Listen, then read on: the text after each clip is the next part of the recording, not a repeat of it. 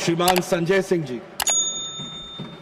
धन्यवाद मान्यवर, आपने इस महत्वपूर्ण बिल पे मुझे अपनी बात कहने का मौका दिया।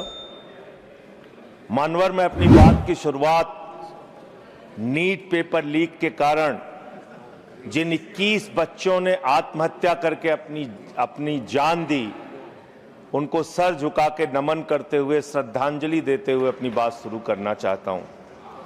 मैं उन लोगों को भी श्रद्धांजलि देना चाहता हूं जो पिछले 10 साल में 1,23,000 छात्रों ने सुसाइड किया, आत्महत्या किया, और 2,000 छात्र हर साल सिर्फ पेपर लीक के कारण आत्महत्या की जिन्होंने। मान्यवर, मैं ये बिल पढ़ रहा था और आपने नीट के पेपर लीक के कारण जब 22 लाख बच्चे प्रभावित हुए तो आपने कहा री एग्जाम कराएंगे। पहली बार जब आपने एग्जाम कराया तो 22,80,000 बच्चे उसमें बैठे थे, लेकिन दोबारा जब आपने री एग्जाम कराया तो उसमें मात्र 20 लाख बच्चों ने हिस्सा लिया। 2,80,000 बच्चों ने हिस्सा नहीं लिया। उस गुनाह के लिए, उस पाप के लिए जिम्मेदार कौन है? दूसरी बात मान्यवर, यह बिल देख के मुझे लगता है कि सरकार खुद स्वीकार कर रही है कि देखो भाई, पेपर लीक तो होगा, पेपर लीक हम नहीं रोक पाएंगे, पेपर लीक होगा। हत्या के खिलाफ सख्त कानून बनता है, बलात्कार के खिलाफ सख्त कानून बनता है। तो कोई हत्या का अपराधी होता है, बलात्कार का अपराधी होता है जिसको सजा मिलती है। पेपर कराने की जिम्मेदारी तो सरकार की है मान्यवर, पेपर कराने की जिम्मेदारी तो सरकार की है। आपको अपने ऊपर कॉन्फिडेंस ही नहीं है कि आप ऐसा पेपर कराएंगे जिसमें पेपर लीक ना हो। यह आपको कॉन्फिडेंस नहीं, इसलिए आप ये कानून लेके आए। कानून में लिखा क्या है? इस कानून में आप लिख रहे हैं 2 महीने में इन्वेस्टिगेशन पूरी हो जाएगी, 3 महीने में ट्रायल खत्म हो जाएगा। 2 महीने में इन्वेस्टिगेशन पूरी हो जाएगी, 3 महीने में ट्रायल खत्म हो जाएगा। कितने कोर्ट हैं आपके पास? पूरे देश में कितने जजेस हैं आपके पास? फास्ट ट्रैक कोर्ट की असलियत मान्यवर पता है आपको? 2.5 lakh cases fast track court के अंदर पेंडिंग पड़े हुए हैं। यह आपकी हकीकत है। फास्ट ट्रैक कोर्ट की हालत यह है, एक लड़की एसिड विक्टिम, शाहीन नाम है उसका, 15 साल तक फास्ट ट्रैक कोर्ट में उसका मुकदमा चला और 15 साल के बाद सारे के सारे आरोपी बरी हो गए। क्या फास्ट ट्रैक कोर्ट की बात आप कर रहे हैं? गुमराह करने की बात आप करते हैं। मान्यवर, इनके राज में 1 लाख सरकारी स्कूल हिंदुस्तान में बंद हुए। 1,20,000 सरकारी स्कूल ऐसे हैं जिसमें एक टीचर है। 98,000 सरकारी स्कूल ऐसे हैं जिसमें बच्चियों के लिए टॉयलेट का इंतजाम नहीं है। 1,19,000 सरकारी स्कूल ऐसे हैं जिसमें बिजली का इंतजाम नहीं है। मान्यवर, यह सरकार शिक्षा के ऊपर मात्र 2% पैसा खर्च करती है, मिड डे मील में नमक रोटी खाने को देती है। इसलिए क्योंकि मोदी जी का नारा है अनपढ़ रहेगा इंडिया तभी तो अंधभक्त बनेगा इंडिया। अनपढ़ रहेगा इंडिया तभी तो अंधभक्त बनेगा इंडिया। मान्यवर, इस सरकार ने कोयला चुराया, गैस चुराया, बिजली चुराई, पानी चुराई, शिक्षा चुराया, स्कूल चुराया, अस्पताल चुराया, पेपर चुराया। हम लोगों ने सोचा अब क्या चुराएंगे?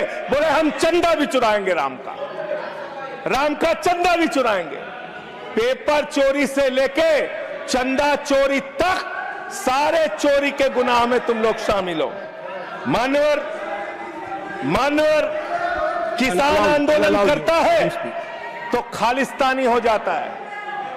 किसान आंदोलन करता है तो खालिस्तानी हो जाता है।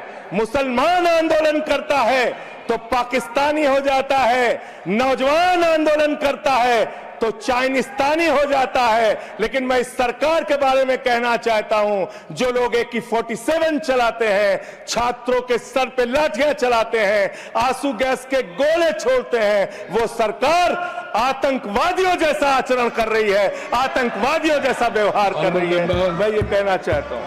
मान्यवर, प्लीज कंक्लूड, प्लीज। मान्यवर, मैं आपके माध्यम से इनको एक सुझाव देना चाहता हूं। इनकी एक सांसद ने वहां पर गई हुई नौजवान, खत्म कर रहा हूं सर, सबके ऊपर आपने 1-2 मिनट मुझे भी दे दीजिए। टाइम खत्म हो रहा है, बोलिए बोलिए सर। अभी तो 3 मिनट बाकी है सर, बोलिए सर।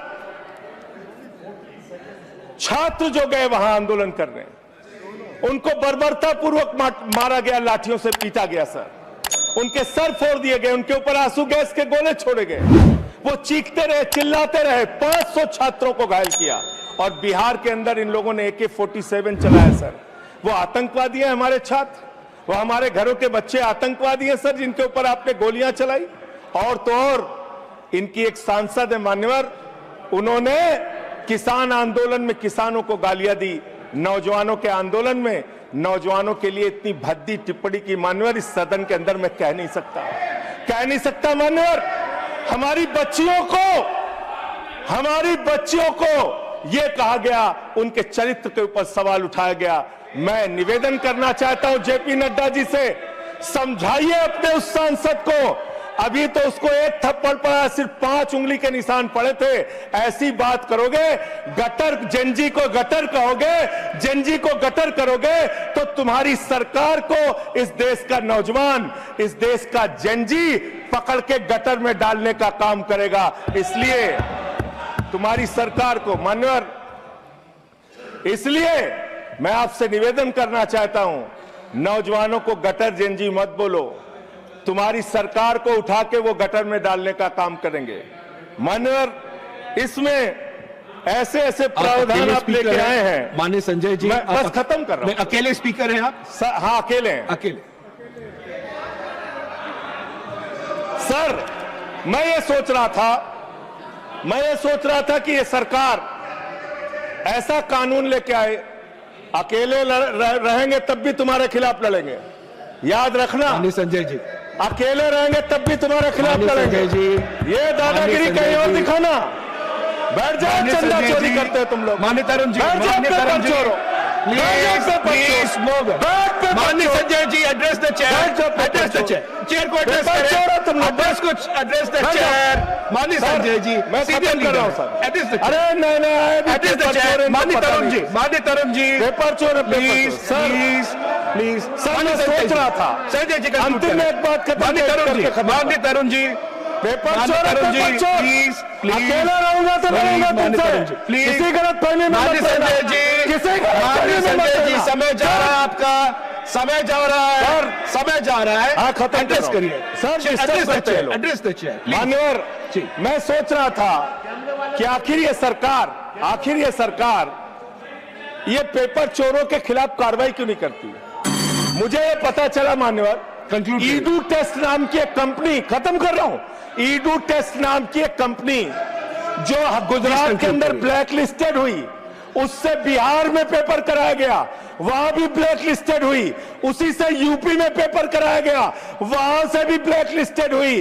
तो जो पेपर चोर है वो अहमदाबाद में ब्लैक लिस्ट हुए, बिहार में ब्लैक लिस्ट हुए, यूपी में पेपर चोरी की, क्योंकि उनको पेपर कराने का ठेका इसलिए मिलता है क्योंकि उनका संबंध, खत्म कर रहा हूं sir, 30 second sir, 30 second.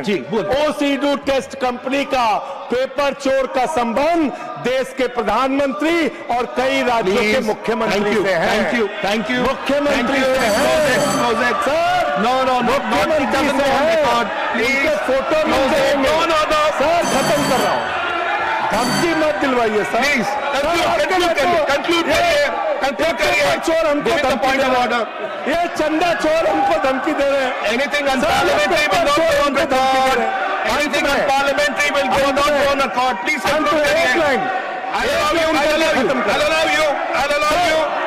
Chandrashekhar ji के अंतिम लाइन कंक्लूड करिए।